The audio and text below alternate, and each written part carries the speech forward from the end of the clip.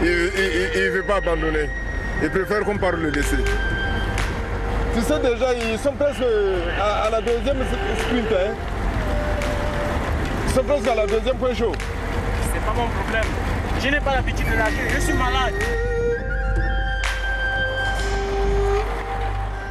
Les Gabonais et les Togolais qui passeront l'essentiel de la journée loin, très loin du peloton.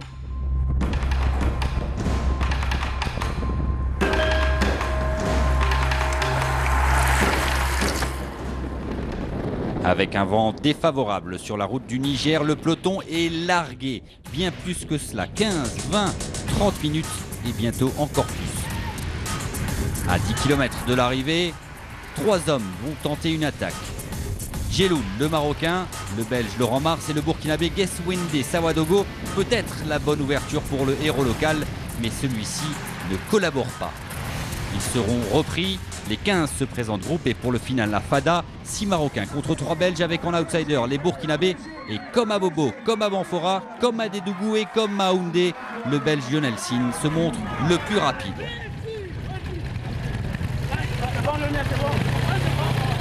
Les 15 derniers kilomètres ont été vraiment exténuants. On était 3 face aux 6 Marocains. On savait que la tâche allait être vraiment compliquée. On savait qu'avec le vent, ça allait pouvoir casser très rapidement. On espérait en mettre 1 à 2 en plus de notre équipe dans la bordure. Donc voilà, journée parfaite. Lionel Sine claque sa 5e étape sur ce tour, égalant le nombre de victoires sur une seule et même édition. Au classement de l'étape, Sine devance Tariq Chaoufi et Adil Djeloul. Le premier Burkinabé Rasmane Ouedraogo se contente de la 5e place. La désillusion continue donc pour les étalons du Burkina. Une nouvelle fois dans le bon coup, ils ne sont pas à la conclusion. Et on attendait une victoire burkinabèse, mais malheureusement, ça n'a pas été le cas. Et on est vraiment déçus. Ça manque le fond. Et on les souhaite du courage. On croit que dans les années précédentes, ils auront un bon rang. Au général, pas de changement en ce qui concerne les 6 premiers, mais la bonne opération est pour Rasmane Ouedraogo, 7e. Lionel Sine se hisse lui à la 8e place. Abdelaziz Saadou Nanjo n'a jamais été aussi proche d'un 2e sacre après celui de 2002. Il faudra juste survivre au critérium de Ouaga. Il y a exactement 50 ans de cela, Fausto Coppi était invité à disputer le critérium de Ouagadougou. Quelques semaines plus tard, il décédait en Europe. Nous avons retrouvé pour vous des images exclusives de la dernière course du Campionissimo.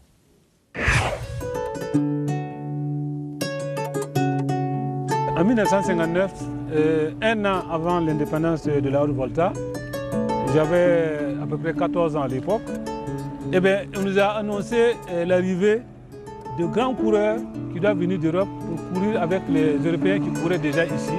Je me souviens encore du visage de Jacques Anquetil, de Fausto Coppi et de Geminiani. Ça s'est déroulé sur l'actuelle avenue de l'indépendance. Ma mémoire est restée infaillible par rapport à cette grande course-là, parce que c'est le premier président de Haute-Volta qui a donné le départ. Ce Grand Prix de Ouagadougou en 59 a marqué l'histoire du cyclisme. Aux côtés de Geminiani ou d'Anquetil, il y avait là Roger Rivière, champion du monde de poursuite cette année, Henri Anglade, champion de France, Roger Hassenforder. Et donc Coppi, au crépuscule de sa gloire, à 40 ans. Personne ne le savait encore, mais ça allait être sa dernière course. Il ne devait pas venir. On va, à cette époque-là, Arnaud Volta, qui n'était pas encore le Burkina, et on va y faire un critérium. Et Bobé ne peut pas venir. Il dit non, je ne peux pas venir, puis j'aime pas trop l'Afrique, tout ça. Bon. Et moi, je téléphone à Coppi, je suis un peu à cause. Ou lui, je ne sais pas. Enfin, finalement, je dis, Fausto, tu ne veux pas venir en Afrique? Sincèrement, nous, c'est des coureurs que nous avons vus. Effectivement, on voyait des coureurs blancs, comme à l'époque on disait, et ils sont venus, ils ont couru. Mais on ne se rendait pas compte que c'était des grands champions à ce stade-là. Et c'est bien là, plus tard après que nous avons compris que même sur le plan mondial, ils étaient mondialement reconnus en tant que coureurs de la grande boucle. Ce 13 décembre 59, Anquetil s'impose devant Coppi.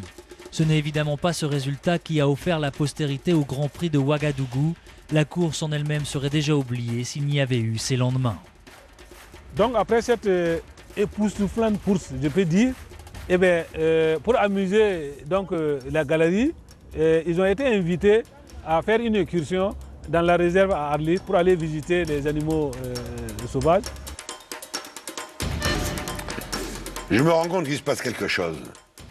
Il y avait des moustiques. Il y avait des moustiques, zing, zing, et lui, il s'énerve, bim, boum, bam, enfin, bref, on ne dort pas. Et quand on est arrivé à Paris, donc lui il est rentré à Milan, moi je suis rentré à Clermont.